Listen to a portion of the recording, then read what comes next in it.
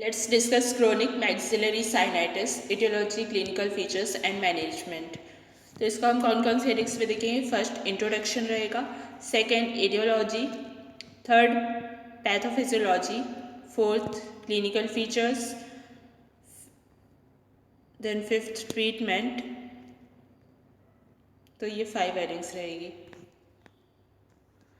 Now first introduction क्या है. Maxillary chronic maxillary sinusitis क्या होता है. क्रोनिक इन्फ्लेमेटरी डिसीज़ होती है मैक्सिलरी साइनस म्यूकोसा की, जहाँ पे सिम्टोमेटोलॉजी कंटिन्यू कर लेती है बियॉन्ड 12 वीक्स से ज़्यादा कंटिन्यू करती है. नाउ सेकेंड इटियोलॉजी क्या होता है. प्री डिस्पोजिंग फैक्टर्स इसके क्या होते हैं उसके बेसिस पे देखेंगे. तो first structural deformities, second impairment mucociliary clearance का, third cystic fibrosis and young syndrome, fourth osteitis और osteomyelitis, fifth dental infection, sixth asthma, seventh allergy and eighth biofilm.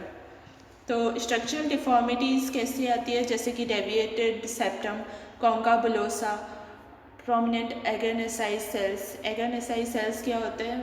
सबसे एंटीरियर इथमोइडल एयर सेल्स होते हैं जो anterolateral और inferior लाई करते हैं frontal recess के, और जो मिडिल टर्मिनेट के अटैचमेंट के ऊपर और सामने में रहते हैं, इंटीरियर रहते हैं. तो ये एगेनेसाइज सेल्स की डिफॉर्मिटीज़ जो कि कॉम्प्रोमाइज़ करते हैं ऑस्टियोमियोटल कॉम्प्लेक्स को. ऑस्टियोमियोटल कॉम्प्लेक्स क्या होता है. ये फंक्शनल एंटिटी होती है एंटीरियर इथमोइडल कॉम्प्लेक्स की, जो रिप्रेजेंट करती है फाइनल कॉमन पाथवे को ड्रेनेज और वेंटिलेशन के लिए. फ्रंटल, मैक्सिलरी और एंटीरियर इथमोइडल सेल का ड्रेनेज और वेंटिलेशन ये कराती है. तो ये ऑस्टियोमियोटल कॉम्प्लेक्स जो है कॉम्प्रोमाइज़ हो जाता है, जिसकी वजह से फ्रंटल मैक्सिलरी इथमोइड या स्फेनॉइड साइनसिस का वो हो जाता है साइनसाइटिस. तो कैसे हो सकता है इसके सीक्वेंस हम देखते हैं एक फिगर में. ऑस्टियल ऑब्स्ट्रक्शन हुआ पहले, फिर साइनस में नेगेटिव प्रेशर आ जाता है, तो उससे हाइपॉक्सिया हो जाता है और एसिडिक पीएच हो जाता है वहाँ पे. नाउ म्यूकोसिलियरी क्लियरेंस डिरेंज्ड हो जाता है उससे. फिर म्यूकस इकट्ठा होने लगता है साइनस में, stasis of mucus in sinus. Then bacterial infection हो जाता है, उसके बाद परसिस्टेंट साइनस इन्फेक्शन हो जाता है. तो ये सीक्वेंस ऑफ इवेंट्स है following sinus ostial obstruction leading to chronic sinusitis. जब साइनसाइटिस होता है तो राइनाइटिस तो होता ही है साथ में. Now second impairment of mucociliary clearance भी इसका एक इटियोलॉजी का प्री डिस्पोजिंग फैक्टर है. सीलिया इंपॉर्टेंट होते हैं नॉर्मल साइनस सिक्रेशंस को क्लियर करने के लिए. अगर सीलियरी फंक्शन लॉस्ट हो जाता है इन्फेक्शन, इन्फ्लेमेशन या टॉक्सिन्स से, जैसे कि पॉल्यूशन, स्मोकिंग वगैरह से, तो प्राइमरी सीलियरी फंक्शन में ना सीलिया डिफेक्टेड और नॉन फंक्शनल रहते हैं, और सीलिया के फंक्शन एनवायरमेंटल पॉल्यूशन ये सब से भी अफेक्टेड रहता है. ना थर्ड सिस्टिक फाइब्रोसिस और यंग सिंड्रोम में भी ये हो सकता है, क्योंकि उस कंडीशन में म्यूकस बहुत थिक और विस्कस हो जाता है और सीलिया से मूव आउट नहीं कर पाता है. यंग सिंड्रोम क्या होता है. यंग सिंड्रोम एक कंडीशन होती है जिसमें अलग अलग अपने को वो देखने को मिलता है. Male infertility plus damaged airway हो जाता है लंग्स में, ब्रोंकिएक्टेसिस प्लस साइनसाइटिस हो जाता है. और सिस्टिक फाइब्रोसिस क्या होता है. हेरिडिटरी डिसऑर्डर होता है जो अफेक्ट करता है एक्सोक्राइन ग्लैंड्स को और प्रोडक्शन करता है एबनॉर्मली थिक म्यूकस का, जिससे कि ब्लॉकेज हो जाता है पैंक्रियाटिक डक्ट्स, इंटेस्टाइन्स और ब्रोंकाई वगैरह का, जिससे कि रेस्पिरेटरी इन्फेक्शन हो जाता है. नाउ फोर्थ इसका इटियोलॉजी है ऑस्टाइटिस और osteomyelitis. Bacterial infection inflammatory changes setup करता है बोन में सब्सिक्वेंट रिएक्टिव म्यूकोसल इन्फ्लेमेशन के साथ, जो क्रोनिक और नॉन रिस्पॉन्सिव हो जाता है ट्रीटमेंट के लिए. तो ये ज़्यादा देखा जाता है निजो और पैरानेजल साइनस एलर्जी में. नाउ फिफ्थ है डेंटल इन्फेक्शन. डेंटल इन्फेक्शन में प्री मोलार्स और मोलार्स रिलेटेड होता है मैक्सिलरी साइनस में, तो उसके इन्फेक्शन या रूट एब्सेस वगैरह रहते हैं ना टूथ एक्सट्रैक्शन के बाद, या ओरोडेंटल फिस्टुला जो अननेचुरल कम्युनिकेशन होता है ओरल कैविटी और टीथ के बीच में, या फॉरेन बॉडीज़ आ गई रूट कैनाल ट्रीटमेंट के दौरान, तो ये सब प्रोड्यूस करते हैं. नाउ अस्थमा सिक्स्थ है. अस्थमा, तो अस्थमा भी हाफ ऑफ द केसेस जो रहते हैं क्रोनिक राइनोसाइनसाइटिस के, उनको अस्थमा भी रहता है. सेवन्थ एलर्जी है, तो नेजल म्यूकोसा की ईडिमा हो जाती है और ऑब्स्ट्रक्ट करता है वो साइनस ऑस्टिया को एलर्जी. इसलिए ये राइनोसाइनोसाइटिस हो जाता है। स्मॉल ओपनिंग होता है बोन में, ऑस्टिया का मतलब, ऑस्टिया क्या होता है, स्मॉल ओपनिंग होती है बोन में। नाउ एट्थ है बायोफिल्म। बायोफिल्म क्या है, एक प्रोटेक्टिव मैकेनिज्म है जिससे बैक्टीरिया प्रोटेक्ट करता है अपने आप को। तो इससे बैक्टीरियल रेजिस्टेंस होता है, क्रोनिसिटी होती है और ट्रीटमेंट के लिए रिफ्रैक्टरीनेस आता है। नाउ नाइन्थ पेशेंट फैक्टर्स क्या रहते हैं, स्मोकिंग हो गया, स्नफ डिपिंग हो गया।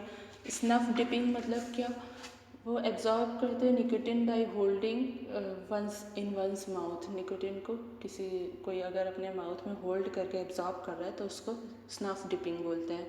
चीक और गम के बीच में होल्ड करता है कोई भी पर्सन, और एक स्मॉल अमाउंट ऑफ टोबैको लेता है या फिर उसको किसी भी फॉर्म में ले सकता है। Now third, prolonged intranasal medications अगर कोई पर्सन ले रहा है तो पेशेंट फैक्टर आ गया। फोर्थ, प्राइमरी इम्यून डेफिशिएंसी जो कि IgG डेफिशिएंसी की वजह से हो सकती है। फिफ्थ, एक्वायर्ड इम्यून डेफिशिएंसी में भी पेशेंट फैक्टर है, दैट इज़ HIV की वजह से या प्रोलॉन्ग्ड यूज़ ऑफ स्टेरॉइड्स की वजह से। ना एनवायरमेंटल फैक्टर्स में एरो एलर्जेंस आ जाएगा, टॉक्सिन्स एंड केमिकल्स, पैथोजेंस आ जाएंगे। एरो एलर्जेंस में क्या, एलर्जी का राइनाइटिस और अस्थमा हो सकता है। टॉक्सिन एंड केमिकल्स में एनवायरमेंटल पॉल्यूशन, ऑक्यूपेशनल, ये सब। और पैथोजेंस में बैक्टीरिया, फंजाई, माइकोबैक्टीरिया, ये सब आ जाएंगे। ना पैथोफिजियोलॉजी क्या है इसकी, पैथोफिजियोलॉजी को हम एक फिगर के हेल्प से देखेंगे। तो मान लो पॉल्यूशन हो रहा है, वायरल इन्फेक्शंस हो रहे हैं, केमिकल्स आ रहे हैं, या सीलियरी डिस्काइनेसिया हो रहा है तो इससे लॉस ऑफ सीलिया हो जाएगा।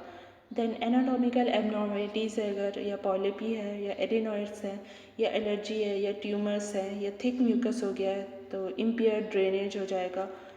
नाउ इनएडिक्वेट थेरेपी अगर एक्यूट इन्फेक्शन की दी गई है, डेंटल इन्फेक्शंस है, बैक्टीरियल रेजिस्टेंस है, या फिर एनवायरनमेंट से फंजाई आ गया है तो फिर इन्फेक्शन हो जाएगा। नाउ म्यूकोजल चेंजेस किस किस से आ जाएंगे, एलर्जी से आ जाएगा, VMR से आ जाएगा, एलर्जिक फंगल साइनेटिस से, या एस्पिरिन के ट्रायड से। तो ये सब 4 चीज़ें होंगी। Then loss of cilia, mucosal changes, infection और इम्पेयर ड्रेनेज, ये सब इंटर रिलेटेड है, एक हुआ तो दूसरा भी हो जाता है। तो ये कॉजेटिव फैक्टर्स और पैथोफिजियोलॉजी है क्रोनिक साइनसाइटिस की। नाउ फोर्थ है क्लिनिकल फीचर्स, इसको 2 हेडिंग्स में देखेंगे, सिम्टम्स और साइंस में।